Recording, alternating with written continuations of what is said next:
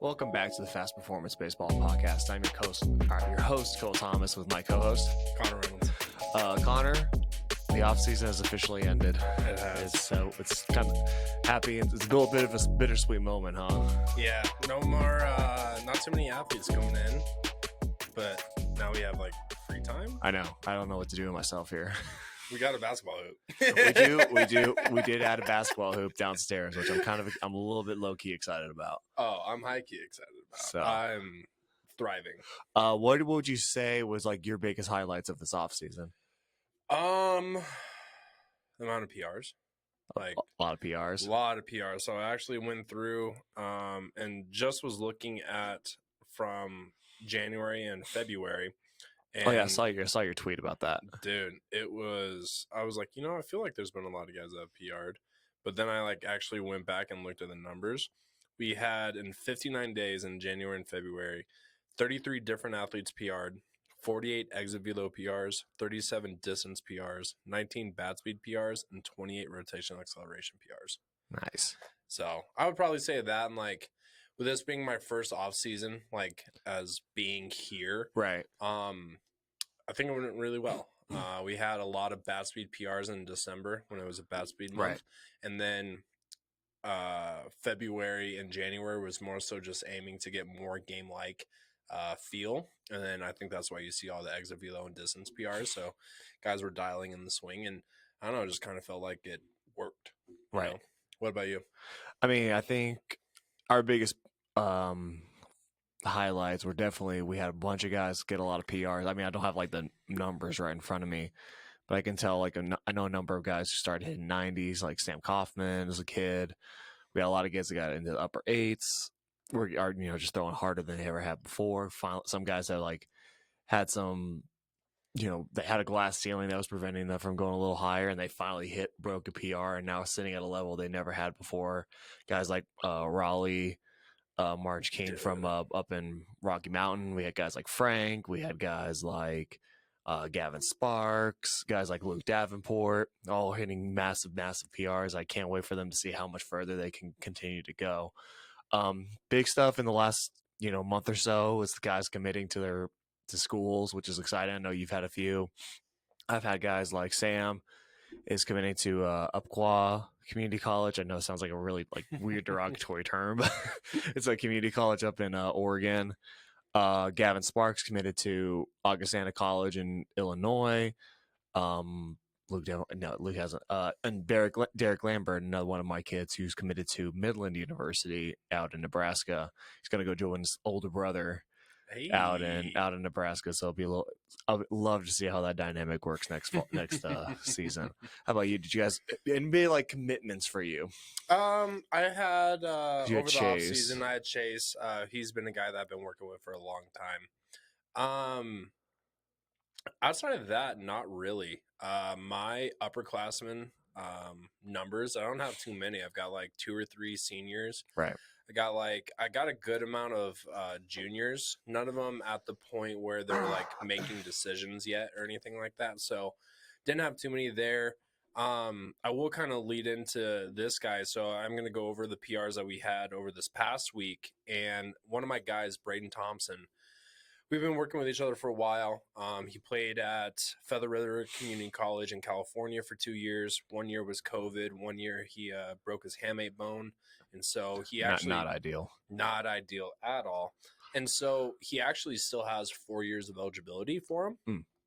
And he's taking a gap year this year, rehab the hamate bone after surgery. And he popped a 105.2 yesterday. Damn. Yeah, 410 on a slider. Yeah, no, dude's actually going crazy. And I actually had one of my college buddies out of nowhere. So we've been obviously posting it all over social media for the last couple months, just trying to get some traction. He's been sitting at 102 and 403 on the distance for the last 2 months, and just hasn't been able to break over 102, 103. And then finally he did. And my college buddy calls me and is like, "Hey, tell me more about Braden." And so we were able to have a little bit chit chat, catch up. But it's starting to get going for them, and I'm pretty excited. A lot of teams are going to be able to kind of see what they're missing during this spring, and hopefully be able to pull them in. So really excited for them there. Let's see here. Any other PRs? Let's see here. I should have met Owen Duckworth. I can't forget about you, Owen. I got you going down. You committed to Nebraska Wesleyan College out kind of near. I think it's in Lincoln. I want to say so. Congratulations to all those guys. Let's go, committed baby. to schools. Great job. Colin Johnson had a EVPR and a distance PR. Okay. And then I think we had Alex Fernando got a bat speed PR and a rotation PR. And then Cooper Guru got an exavelo PR, distance PR, and then a bat speed PR, and then also a rotation PR. So over the last week, we've had some guys getting some PRs in there. So pretty excited for them. Nice. So what are we looking forward to in now our off season? A lot of hoops. I can imagine that we're gonna have some one-on-ones.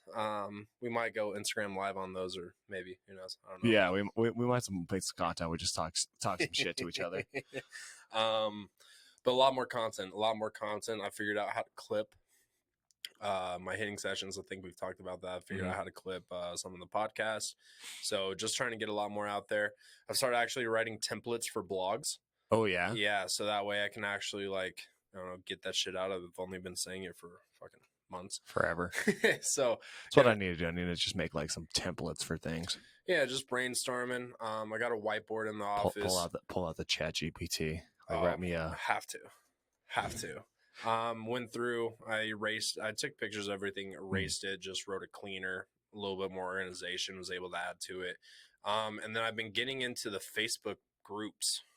Yeah, I know. We're gonna have to be pretty heavy in there for a little while. Just keep getting the name out there. Oh yeah, we got to post quality content, Connor. That's nice and PG. No cursing. No cursing. No, I actually got fucking one of my things taken down because of that. I think I said the word shit in the YouTube video, not even in the post. I know. How dare you? How dare I? There's children watching. But no, going to be doing a lot more content. Good. So, yeah. I mean, now that our off season's begun, we'll start pumping out a few more podcasts, I think, in the future. And then hopefully try to get way more guests on as well. Guys, people who listen to us more consistently can get a little more kick, probably get tired of our voices after a while. And we'll get more people with good perspectives and good ways of, good advice that they can come up with as well. Hell yeah.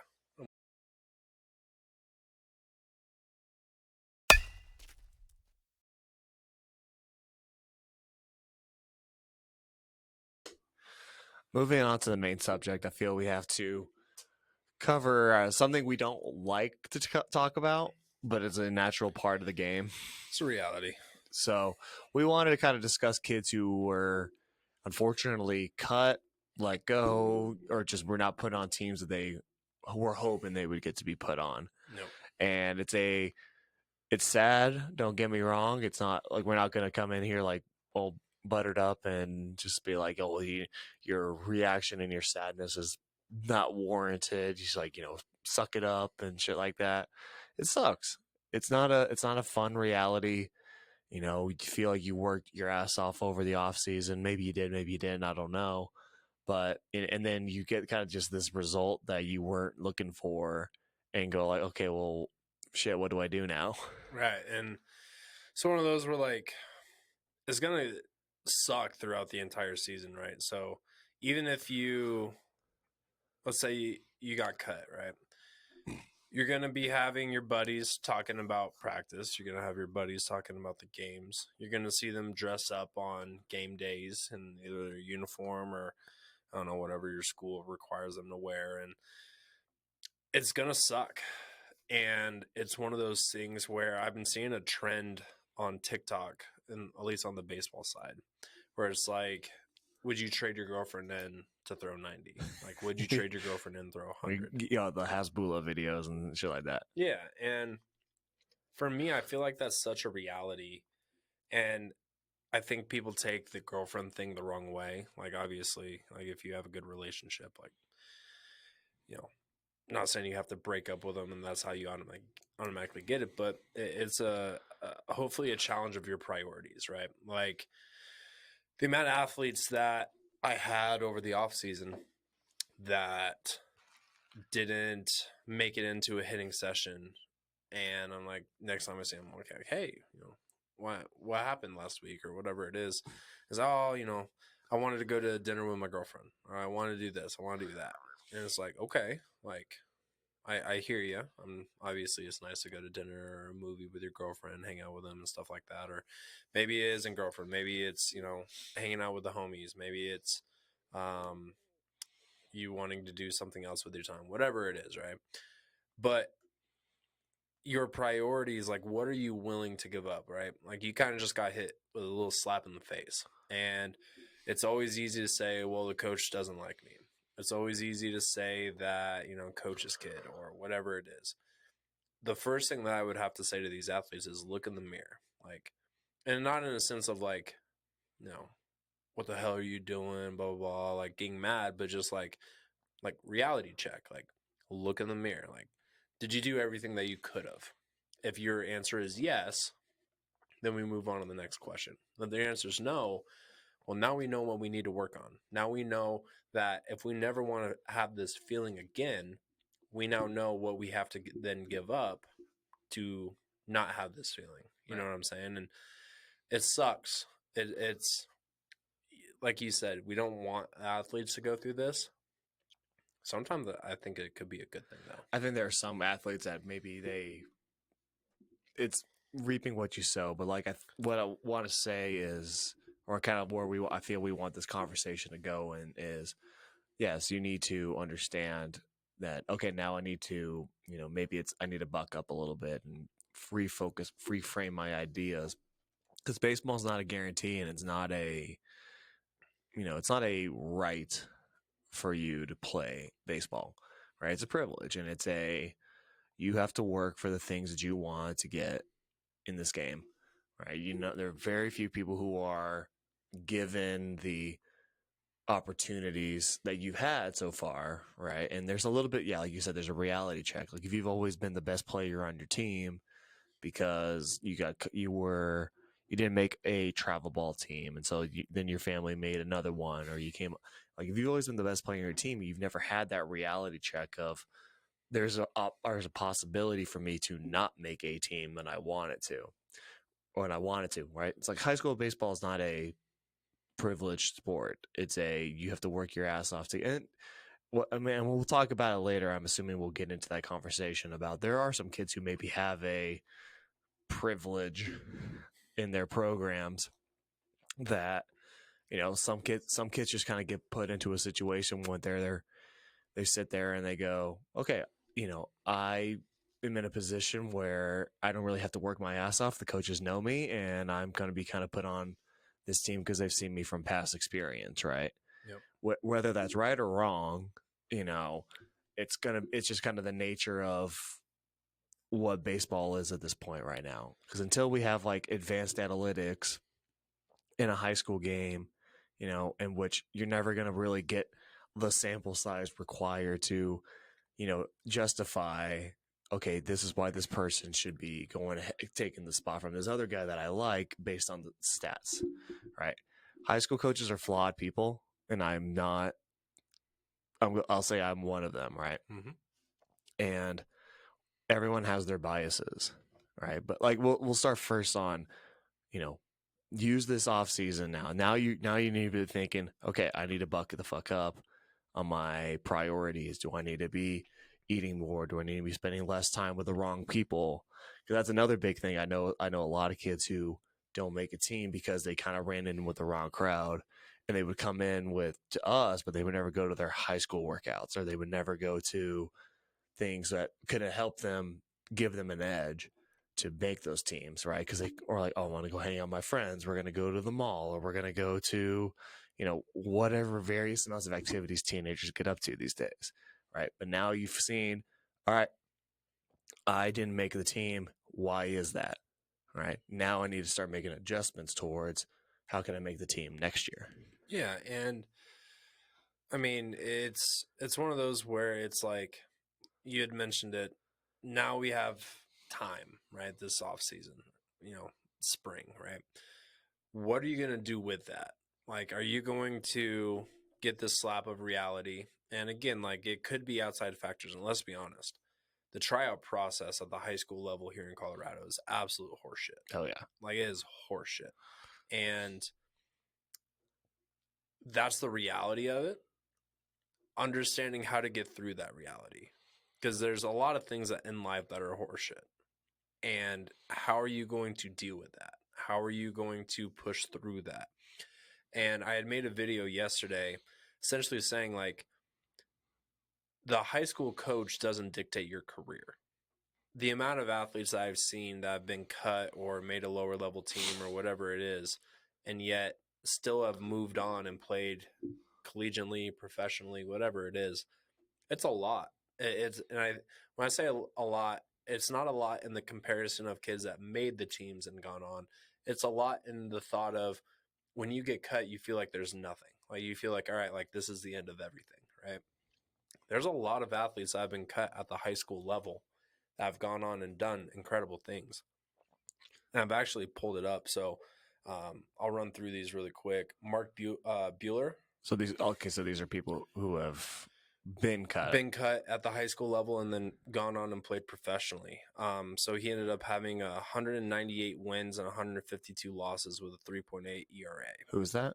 Mark Bueller. Who do you play for? Buehrle. Burley? I don't know, whatever that is. Bueller. Bueller. Carmelo Anthony actually got cut in high school. Oral Hershiser. Lionel Messi got cut from his 11-year-old team. Oh yeah, I heard that story. That was a big one. Bob Cousy. And then everyone knows of it, Michael Jordan, right? And those are just, I stumbled across this report from Bleacher Report, but their high school coach doesn't dictate your career. You dictate your career. And I think back to also, like, think of all the people that have quote unquote been canceled over the last 5 years. And the thing that they always say is you can't get canceled if you don't let them cancel you, right? Like, if you just keep going, you're going to end up being back and being relevant. Mm-hmm. Fuck Kanye. Like, how many years ago did he interrupt Taylor Swift's, Grammy speech? Mm-hmm. And he was just a piece of shit. Like, how many more horrible things has he done? And I guess the word on the street is he's about to be back with Adidas. Like, if you don't let them cancel you, if you don't let them, like, end your career won't end. You can have lots of other opportunities at a lot of other locations. But if you allow this one person or this one team or this one organization to dictate where your career is, you're allowing them to do that. Now, I'm not saying it's easy. I'm not saying it's going to be a walk in the park, but until you understand, like, your career is dictated by you, if you really want to do this, you can do it. Mm-hmm. And it might take a little bit more time. It might take a change of priorities, but you can't be a different person doing the same things you've always done. And if what you've been doing has led you to getting cut, you should probably stop doing those things if you truly want to change.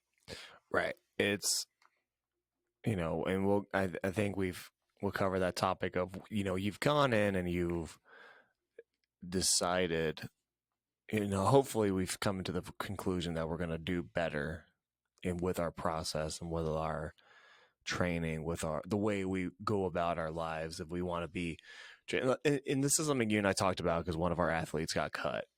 And I feel it's very in an unfair fashion because I just don't like this coach in the way he operates things. But you and I talked about where, you brought in those guys that have made it to the highest possible level, having been cut from a high school team.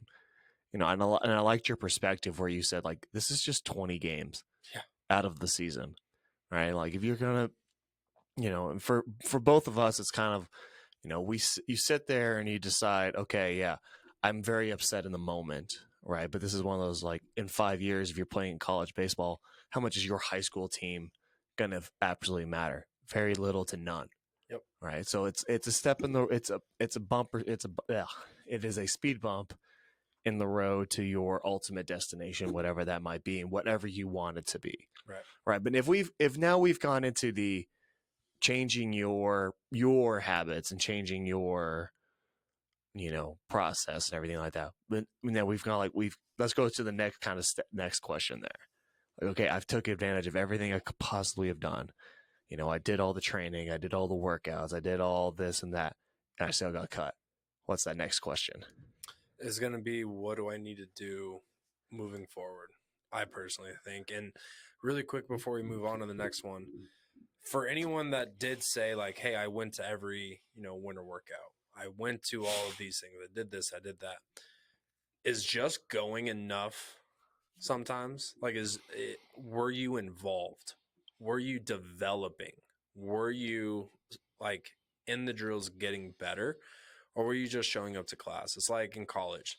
Like, you can show up to the class, but if you don't do any of the work for the class, you may have a high attendance rate, but your grade is going to be pretty shitty. So like, just because you went, and this is for the kids, is like, well, I went to every winter workout. Were you the last one not paying attention in the back every single time? Like, if so, just showing up isn't enough for you.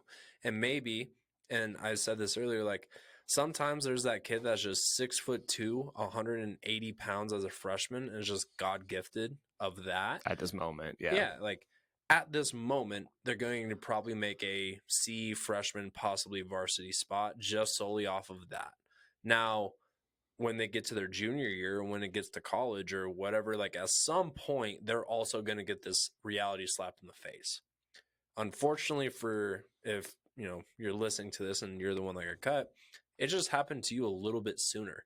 Now, again, that doesn't mean you're over with, it's done, but understand like everybody's going to get that slap of reality. It's a matter of when does it happen and how do you react to it. Mm-hmm. That's what matters. Right. It's that something I'm big quote I found somewhere, and I'm going to use it a lot, is that, are you going to get bitter or are you going to get better? Yep. Right. You can be bitter. Like, that's fine. Don't get me wrong. And kind of let that bitterness drive you to, okay, I'm going to show this motherfucker why I deserve to be on this team last year. Right. And, it's one of those things where like we have a lot of kids who have got cut, but they're going to be on the C team or they're going to be on the JV squad. And it's like, okay, do you want to be defined by, oh, I made C team one year, or is like, what's going to be defining you later down the line? All right. And like, as you said, like we've got all these kids who made colleges, who made pros, having not made their C teams. Right. So what the fuck's the point? And like, it sucks that you don't get to play baseball for a little bit, right? For 3 months, but what can you do with that 3 months now that it's been taken away from you? Right. What is, okay, now let's go into the hypothetical question. What if you're a kid who, let's just say, like, you did all the workouts and you were attentive and you were there and you were, you put your all into everything that you did and you still got cut? What's that next question? I would say is, what does everyone else look like? What was everyone else doing? Like, you may show, like, let's say you're, 85 pounds, right, soaking wet, right? You can be involved doing all of the, everything you need to, but like what you are putting out just isn't at the level of which they are accepting.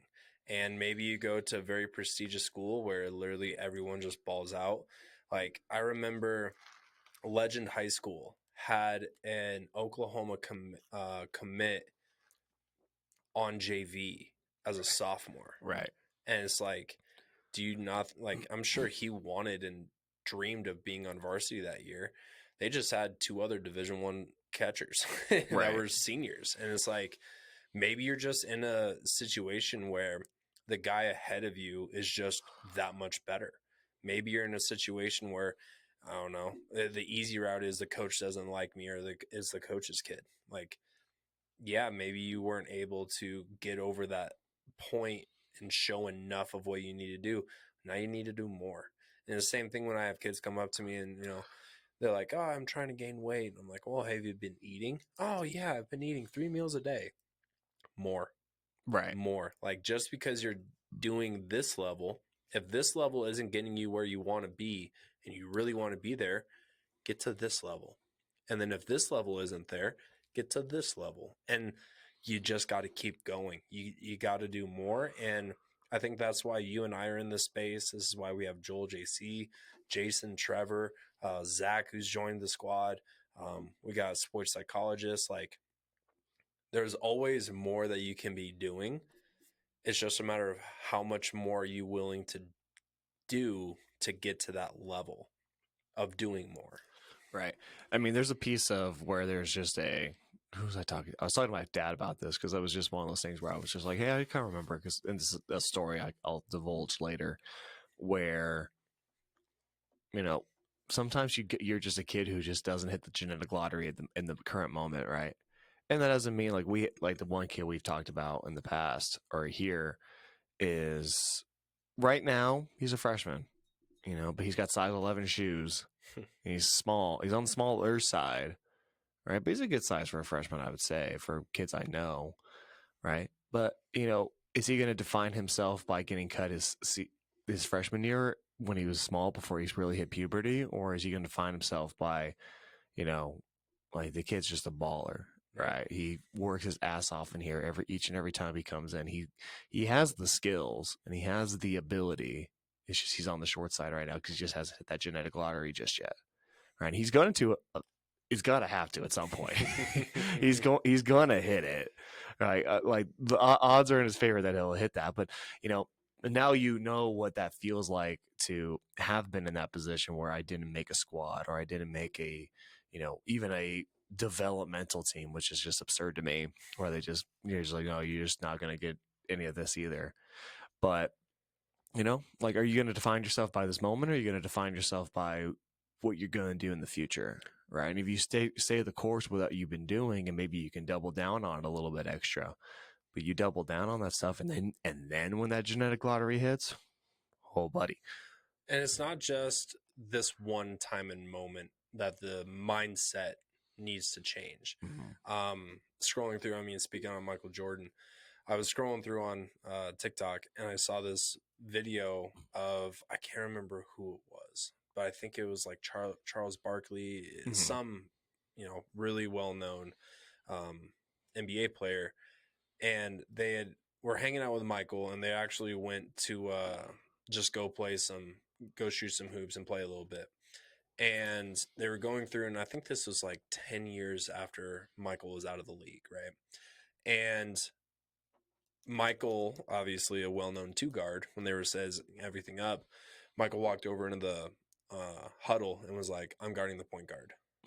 And they looked at him and they're like, what are you talking about? Like, we're just going one guard one, two guard two, three guard three. And he goes, no, I'm guarding the point guard. They're like, so, like, what's going on? He goes, he's been talking shit in the newspaper. And that's one of those things where, like, this is years after Michael, is known as the GOAT. He still had that mindset of, this dude's talking shit. I need to, like, do something about it. Like, I have to prove something. He's the GOAT. What the fuck do you have to prove there, MJ? But that's just his mindset. And again, it's not just at one time that we need to be like, oh, I'm going to do this. Like, this is part of life. Like, this is the reality check of not just baseball, but of life. Like, when you get slapped in the face, what are you going to do with it? And it's not, I'm not saying get in fights with people. What I'm saying is, like, when something doesn't go your way, are you just going to be like, all right, it wasn't meant to be? Or is it like, no, screw this. I'm going to work and I'm going to figure it out. And it's a lifestyle. It's a mindset of who you are in this world. And like I said, for some kids, it happens, as a freshman.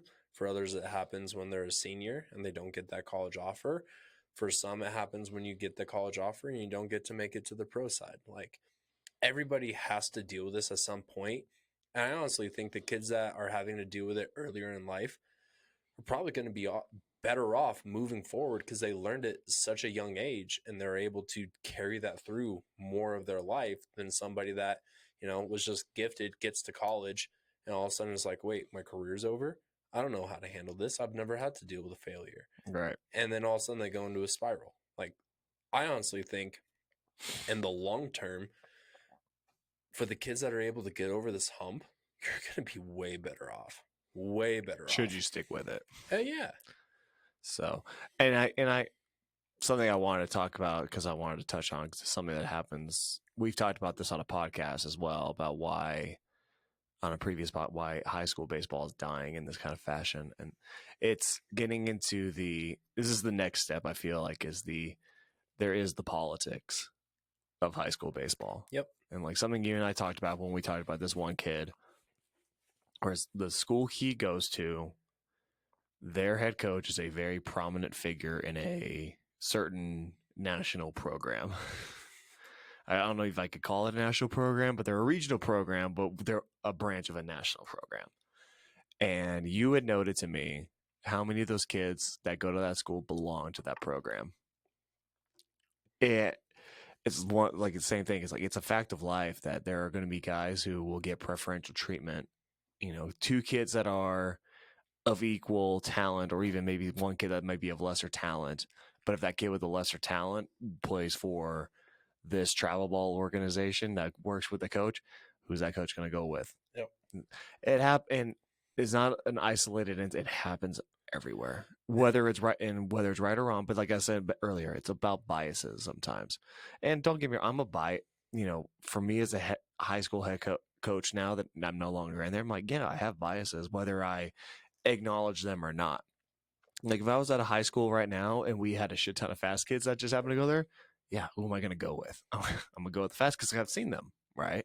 Or they're going to be people who've paid me money in the past or helped me make a living. You know, like when I was coaching at East, like there were a few fast guys, but I wasn't really a fast guy. I wasn't working for a fast at the time. But the kids that were the best kids on that team were the fast guys. You know, when I went to Bear Creek, it was great because I didn't know a single one of those kids. You know, I didn't know any of them. None of them have ever traded fast. None of them have ever, you know, I've just never it was a total just blank slate, right? When we came in. And that was just what was so great. It's like, okay, now I get to find out like who are the good kids and who are not the good kids, right? Who are the kids that are going to lead me to wins, right? And I feel that there's some people who get locked into this idea that if I just join this organization, it's going to be better, right? And like like there'll be biases, but like at the end of the day, these coaches are out there to win games. You know, that's something that's happened before in the past. Like I've had with coaching is, you know, we cut a kid, he did a shit ton of stuff for the program and things like that. It's like, dude, you're just not good. We can offer you a spot, but you're not gonna play. Right.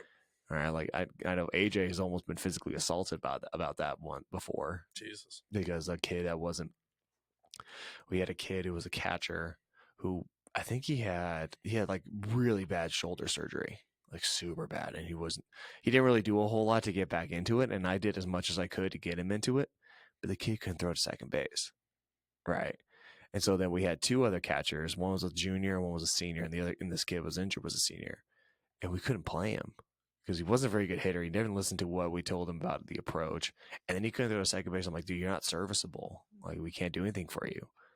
And we put him on the team because he was a senior, but he never played. And his dad got like furious about it. And like I had left Bear Creek because I had to come back here, but it was AJ and Travis was our assistant coach, and they came. And he was like, I was so lucky that Travis was there because this guy he would have beat me up because he's like, my son has never sat behind this other senior. It's like he's never sat behind him. He's never done this. He's never done that. I was like, and I like almost said like, if I was there, I'd been like, well, I don't know what to tell you, dude. Your kid can't throw the ball second base. Like, you can be mad at me all day for this, but nothing's going to change. Like, he can't help me win games. So, you know what?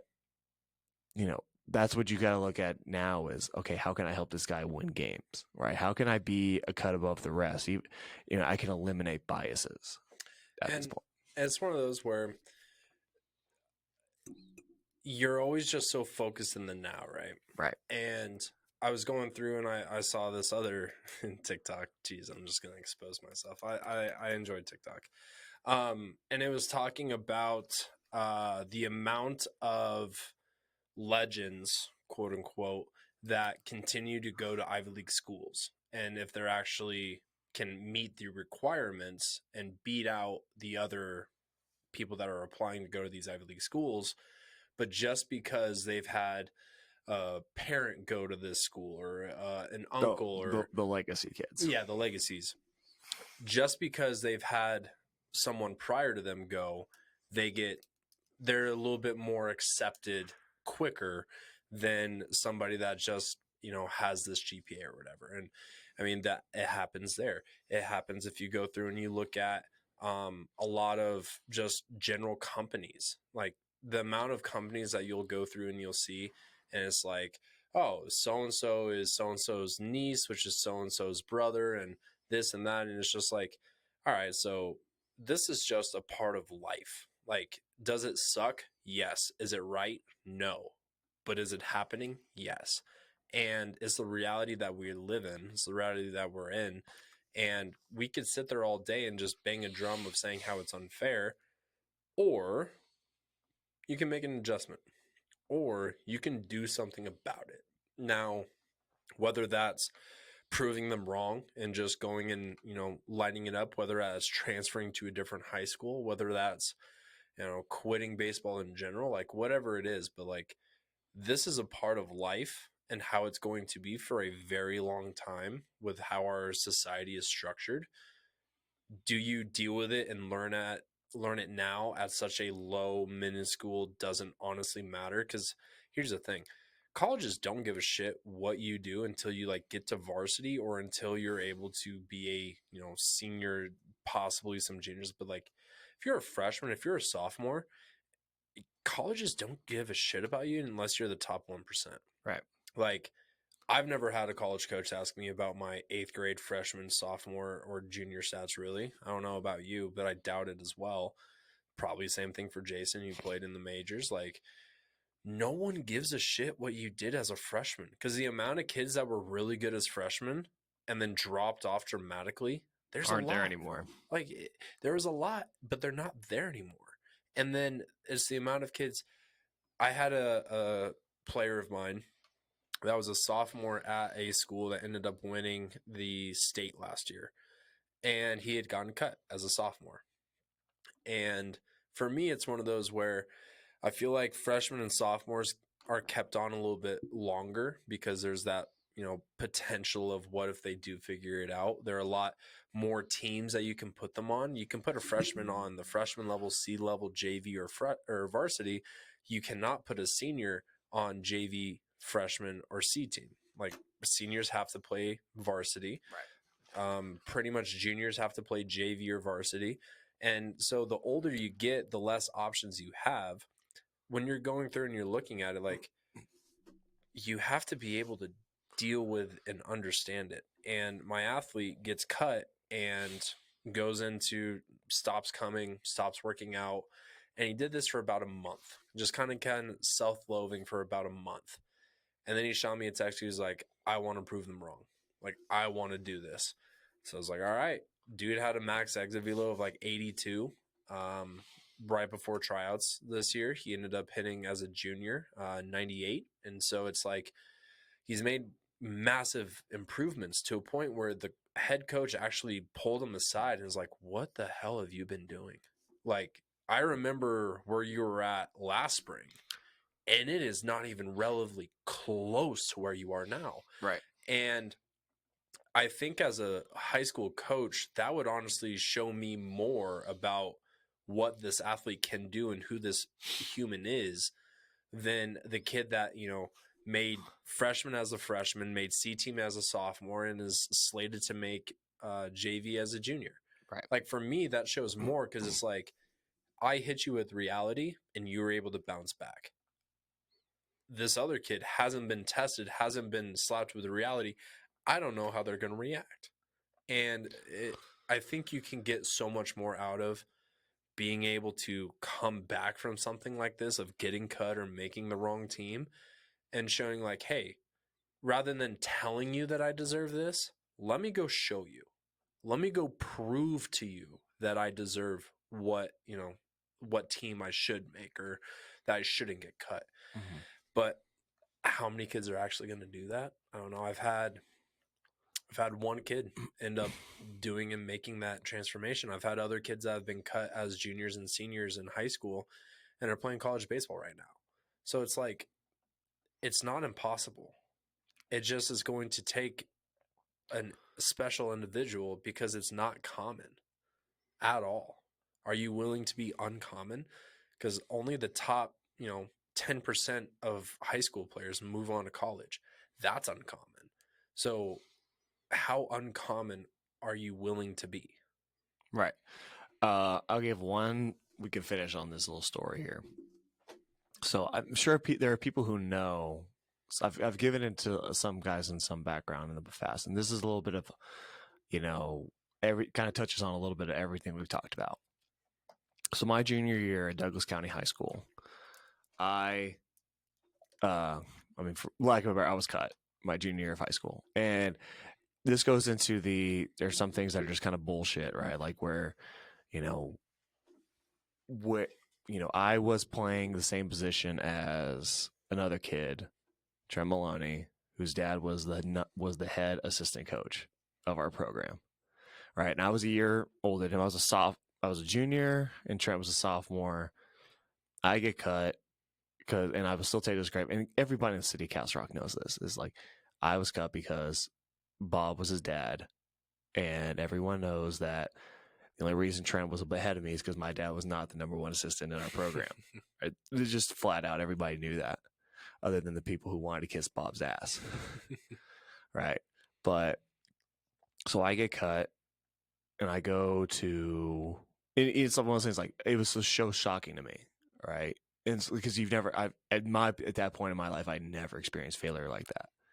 Right. I go check the board where they put all the rosters and I'm not on there.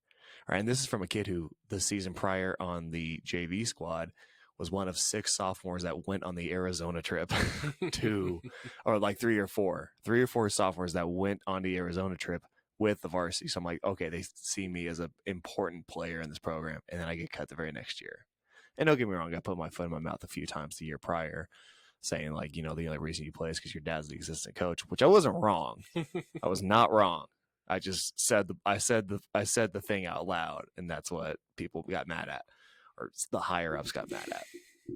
And so I see the board, and I'm just shocked.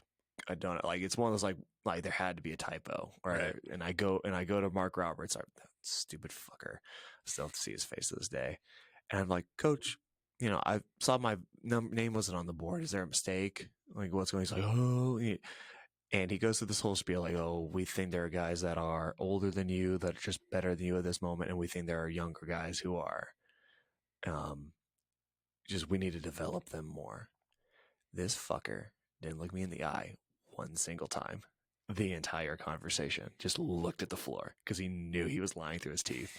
It's not like what everyone knew it was bullshit. Everyone knew it was a lie. Everybody knew what was going down. And I just kind of took the fall because I was the guy who was going to take the spot away from poor little Trent. All right. So I didn't go to school for 3 days after that. Really? I did not. I was distraught. And that's one. It's like it's a natural thing, and I get it. And we have kids that that parents have told us like they just don't know how to react to them, and I get it. And I've been in that situation. I 100% understand. I didn't go through school for 3 days after that because I just I just couldn't face people, right? And so it's like where I sat there, I'm like, I knew I was better than everybody else in that program. I knew I was better than everybody else, that was given a spot when I wasn't. Could I sat there and just been like, no, I'm just done with this. It's all bullshit or whatever. No, because that was never my dream. It was never my intention. My goal was to always be a professional baseball player. Always was. I'm just like, I'm not going to let this thing sock me.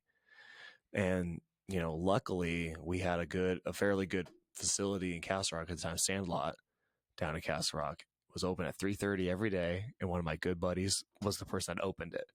Dude, I would spend hours there. I would spend hours till like 3:30 till like 7:30 at night sometimes, getting it, jumping on the hack attack, jumping on anything I could do to just get myself better. I'm just like, I'm just not going to let these motherfuckers beat me. Right. And I always still remember to this day, I went to Dave and Bond. He was a Slammers pitching coach at the time. He was a guy that I'd been recommended to before by Mark Roberts of all people to go, hey, go see this guy. I'm like, okay, what? I'll go see him. But I went to, I was going to Gordy Hershiser, guy you mentioned. I played with Oral's brother, Gordy. And so I go to David and I'm just like, all right, let's just go see what this whole thing's about. And I do one workout, the first fucking workout with him. All right, just throwing into a mat. Wasn't anything special. Wasn't anything. He was just evaluating. And he goes, where do you play school at? And he's like, well, I don't go to Douglas County. Well, I go to Douglas County, but I got cut this year. And it's still just lodged in my like, it's one of those moments you see it all the time. Like if you're driving down the highway and you see a deer and like you're just like, exactly. That's what his face did. He was just like, there's no fucking way that you got cut at Douglas County. Right. And so that's one of those things is like, and then I tried out for I tried out for a Slammers team and they're like, where do you go to school? I'm like, oh, I got cut at Douglas County. And they're like, how the fuck did you get cut at Douglas County? So if you guys think I'm lying about this shit, I'm not. Like, there are many people that were like, what the fuck is going on there? Right. So, and that's where I just sat there. I'm like, I'm not going to let Mark Roberts, I'm not going to let Bob Maloney, I'm not going to let Brian Stebbins beat me. Or Kurt Williams, our pitching coach. I'm not going to let these fuckers beat me and put me down. All right. And I had offers to go transfer. I did. And that's one of those things. If I didn't play basketball, which is like the one regret I have in my life, was like I could have transferred over to Castleview. And don't get me wrong, I hated the head coach over at Castleview. The guy was a piece of shit. Right. But it's one of those things I just always just dream in the back of my mind. My God, if I'd gone to Castleview and we played Douglas County that last game of the fucking season, and go pitch and go hit a bomb off Aaron, like all those guys. Like, some guys I'm on good terms with, but just one of those that if I could have gone back, I hit a bomb in that game. I like no hit him or some shit like that. And that was the game. It was my senior day. That would have been the day. Like that, we needed to win that game to make the postseason, and we did. We run ruled Castleview, but I'm just like, fuck. How great would it have been just say like the one time they're trying to get to playoffs and just no, shove it. Exactly. It's just one of those that's one of those like stories. Just like, God damn, I wish I could go back and that's my one time. That's my one time machine moment right there. Is like if I could just go back and transfer to Castleview, just suffer for that 1 year, but just know there's a light at the end of the tunnel there. It's coming. But exactly, it's just how do you react to those certain situations? And I think I reacted in a very good way. Like I don't advise kids to just like train out of spite or have like this hateful mentality. I still like it doesn't burn me inside as much as it used to because I'm 10 years removed from it now. But it's that one just like you got just so royally fucked over by a bunch of dudes who had no business making the decisions they did, but it's because people put some money in their back pockets or made some fundraisers, or they even had a coach who their dad was the coach. All right. And it's shit's going to happen like that. It sucks. It's awful. It's the worst still to this day, the worst moment of my life. All right. But it can make you better. And it's like you said, like it should never define you by, I got cut from my high school program. I mean, I went and played 5 years of college baseball after that. Right. Half the kids that made the team didn't. So it's one of those things like, and I had opportunities to play pro, and most of those kids that didn't end up making pro didn't. Right. So your journey's not over. Right. The journey's not over. You just got to be able to think to, how do I bear down and just prove people wrong? It's a cliffhanger. It's a cliffhanger, right? So, you got two, guys listen to this, like you have two options right now. You can get bitter or you can or you can get better, right? You've got till the summer to figure it out. And hopefully most guys listen to this, I think that we know where they're going to go. So we know a good place. There are lessons to be had. Now take advantage of those lessons.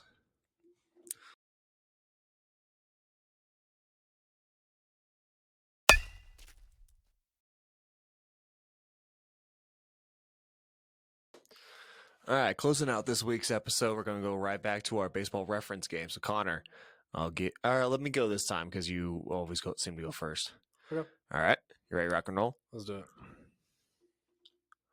Oh, so I'm Gotta giving ask it questions, to you. my guy. Oh, I interpreted the other way.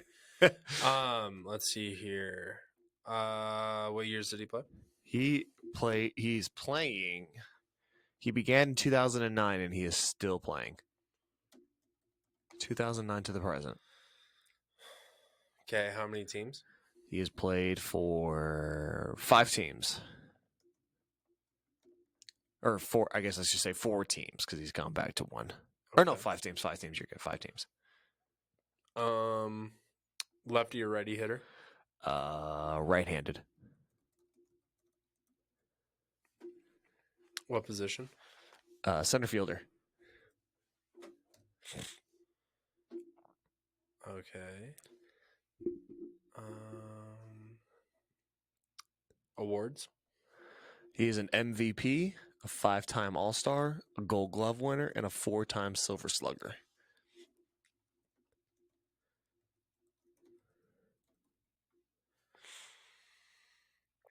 What number? Jersey number? 22 is his primary number. And Jim McCutcheon. Yeah. I really wanted to get like a journeyman because I wanted you to go to like the what teams. I'm like, well, he played for Pittsburgh, he played for the Giants, he played for the Yankees, played for Philly, and I played for Milwaukee, and now he's back in Pittsburgh. Hey, there we go. A lovely ending to Kutch's career. Shout out to Kutch. So, all right, hit me. I've got my writing pad down. I'm gonna take your strategy. Okay. I don't know if it's necessary, but you gotta ask questions, my oh guy. yeah. What years did he play? Where was it? Where is it? Oh, I just saw it. I think it was 2002 to 2012. 10-year career. What teams did he play for? What teams or how many teams? What teams? Colorado and Boston.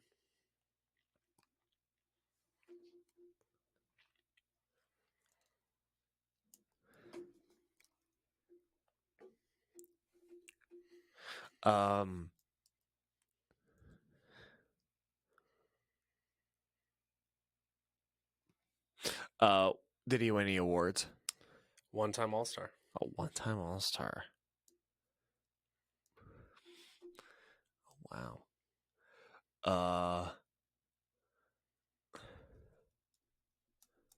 Reliever or starter? 76 and 79 career-wise with 0 saves. He had 256 games and 224 of them were starts.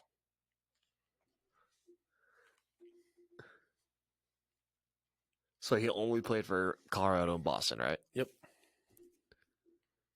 10-year career, only played for Colorado and Boston. Technically 11. Technically 11, yeah. Is it Taylor Buckles? Nope. Okay. So he's a 1-time All-Star. We got him, folks. This is a good one. Played for Colorado. He's a pitcher, right? Yep. Okay. I want to double check that. Led all players and yeah. What was like his best year? Let's see here.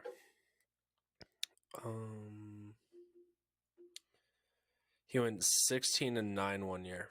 16-9. It was the year that he was an All-Star. What did he lead the league in? Uh-huh. Hits given up. Just says hits. Huh. Wow.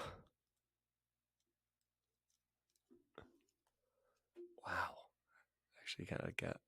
I don't know. Like Taylor Buckles, like the only one I know went from Colorado to Boston. Who's the other guy? Or Boston and Colorado. Or Boston to Colorado. One of the two. I don't know. You didn't ask the question. Fine. What team did he start with? Colorado. Such a dickhead. That counts as a question, though. I know. Colorado to Boston.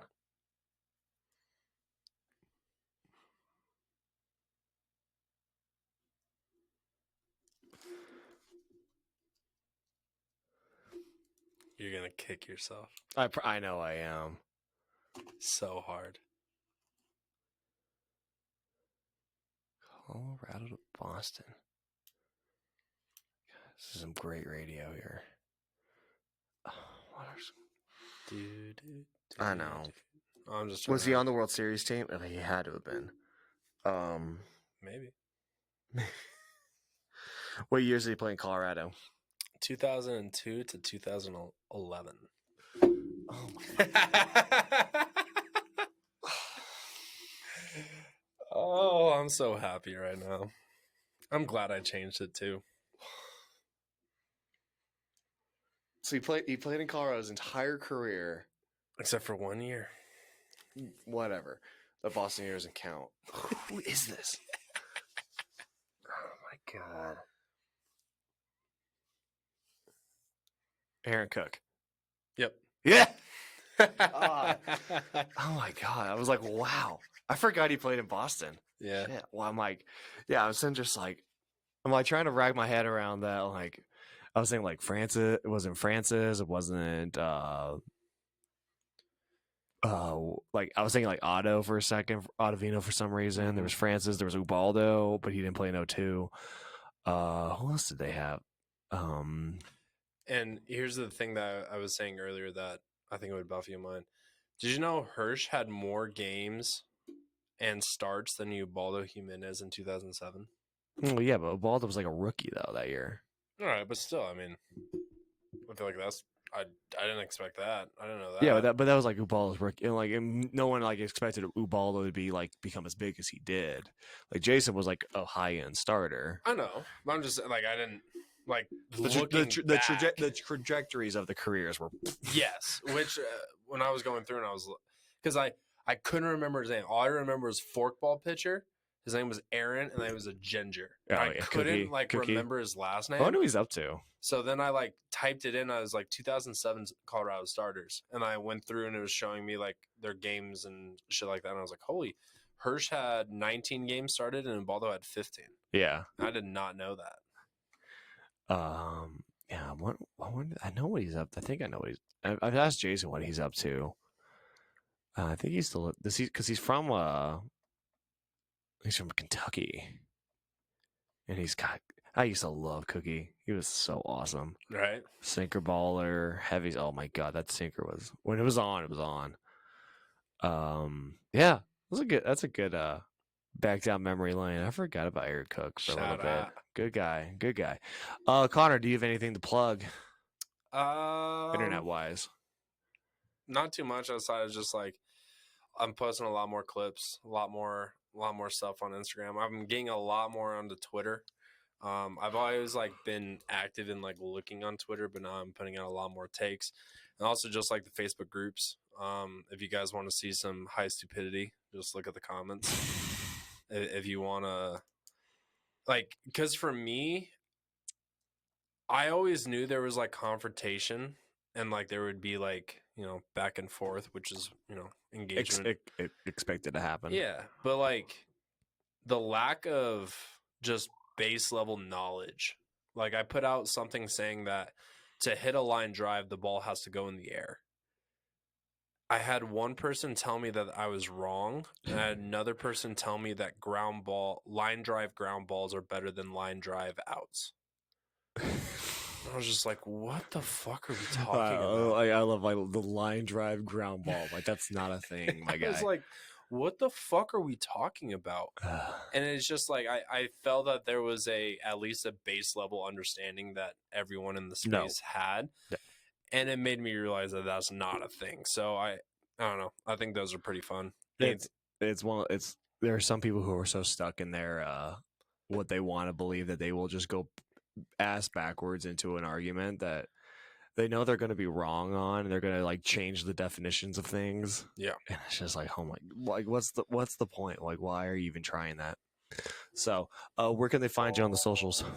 Fast_RBI for everything. Cool. What about you? You can go find me at Cole Thomas Fast on basically everything. Hey-o. You can follow Fast Baseball at Fast Baseball on Instagram and on TikTok. You can and on Twitter, I should say.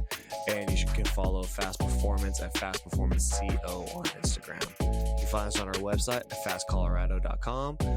Give us a like down in the comments, down on YouTube, on Spotify, wherever you're listening to this. Give us 5 stars, give us a lovely comment. We'd love to hear from you guys, and give us some ideas now that we're in the off season. Please. For us. Oh, be expecting we're gonna start. I'm gonna force it. You're gonna teach me how to throw. Oh, our little series. Teach you how to hit. All right, and then we'll do some live ABs action. Keep an eye out for that. But in the meantime, we'll see you next Tuesday.